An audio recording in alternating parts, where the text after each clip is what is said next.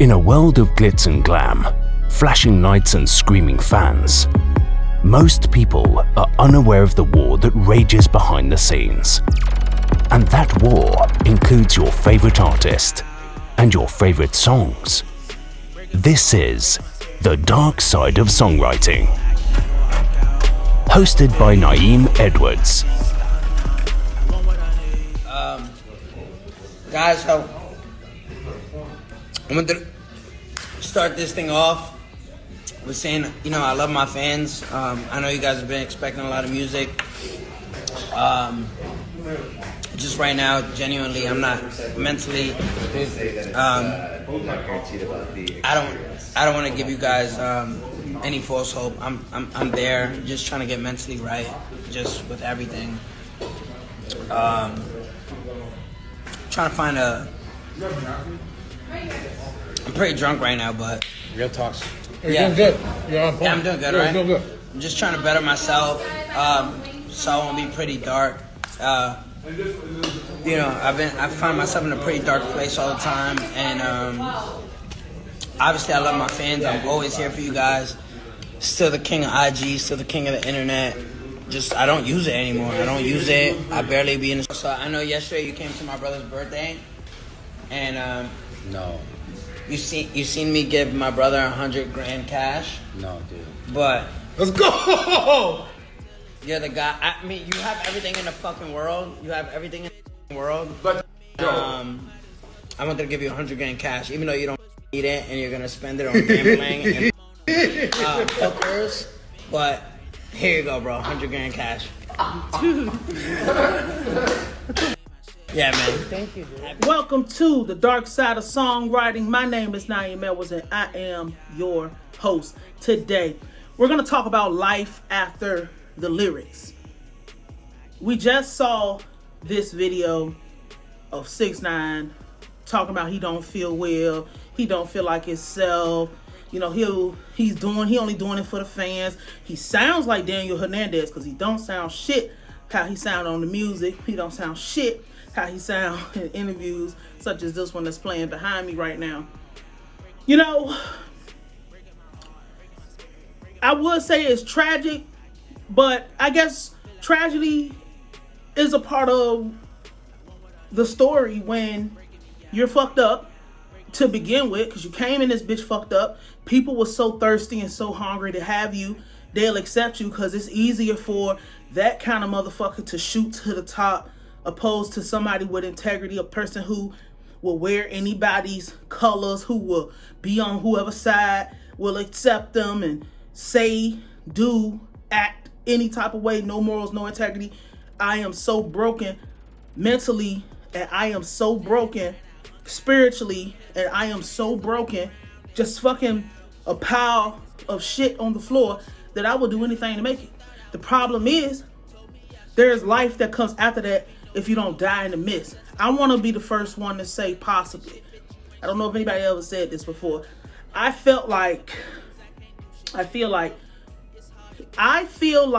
felt like he was going to die at the height of his career, and he would not have to have lived through this moment. He wouldn't have to even come to this point of having to get in front of the camera sounding like at first, I'm gonna be for real, I thought somebody was playing a game on camera. I thought somebody was joking. Like, he didn't think he would have to get in front of the camera and make this statement because he didn't think he was gonna live. He wasn't supposed to live. Somebody was supposed to kill him. The thing is, the real ones who's doing the real work, all they gotta do is ignore him and he'll go away. The motherfuckers he spent all his time dissing and talking about, they can't fuck with him, and they can't do nothing to him because automatic life sentence for fucking with a federal employee. So you get left in this weird space where, I'm not saying music doesn't count in other places, but everybody wants to pop in America. Everybody, because if you can pop here, then you can take your career and go to other countries. And this is why it's so important to pop here first. You were popping here. The problem is you lived too long. He outlived his I mean, he's infamous, and infamy is not the same as fame. If you are not aware, I might put the definitions on screen, but he lived too long. And now we're seeing the after effects of my lyrics was never real. I was cosplaying, getting in front of the judge, talking about you not a part of no gang, or wait, I am a part of the gang, but the gang was using me for money, and the gang fucked my baby mother, so I told because I had to. Did your sentence, or was in holding, came out swinging, came out crazy, talking reckless, still screaming. This bitch, I listened to this video a couple times. This bitch ain't got a pitch of bass in his voice. And you gotta live with that. And it's not just because obviously the regular person, the non-artist will look at it, and the regular person will see it and be like, you know, this is crazy. Like, of course this was gonna be his reaction.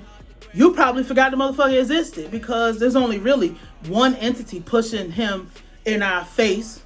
The academics is the entity that's pushing him in our face every time, because they're friends for whatever reason. That's not important for right now.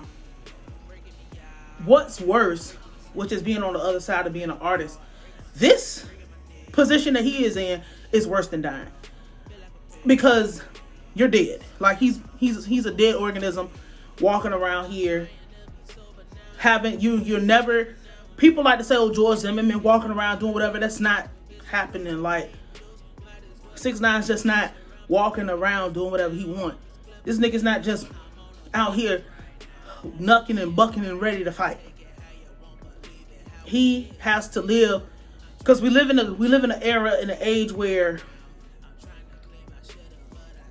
even the people that like you will be looking for a reason to put you on camera and expose you. Any type of expose, whether it's running down on you, beating you up, calling you a bitch on camera, and you just keep on walking. You know, that's career ruining in this culture, if you are on that side of music. You know, if somebody calls, who's a fucking rapper? You know, everybody's so gangster, whatever. You know, somebody called you might actually get your ass beat calling JID a bitch. But, you know, somebody called Chance the Rap, can't really say that one. Any rapper you could call a bitch, and that's not on that side of the fence. You can call them a name, and they'll keep walking, because it's just like, whatever, fuck you, I'm rich. Like, who gives a fuck? You know, you call J. Cole a bitch on camera, okay, you just called J. Cole a bitch. Now his whole fan base is about to come and do the internet to you, because he got fans. But like, with 6ix9ine in this situation, keep in mind that he came out as an attention whore. He didn't come out here, he was masquerading as a gangster, and we all saw what he did when they turned the heat up and the water started to boil a little bit. He masqueraded himself as that, but internally he knew that wasn't what he was. So, where am I at? I forgot. You know, I was trying to make that point, but like, oh yeah, he came out as an attention whore. He was doing it for attention. He wasn't doing it because he meant it. He wasn't around black gangsters because he wanted to be there. He wasn't, like the story goes, they said, fuck is on my teeth? They said they found him at a deli waiting tables. Oh, you look like you should rap. Bro, that is not how this shit go. This nigga, Elliot, whoever the fuck, Elliot Grange, over there at, it used to be Strange Music, now it's 10 Projects or some shit like that.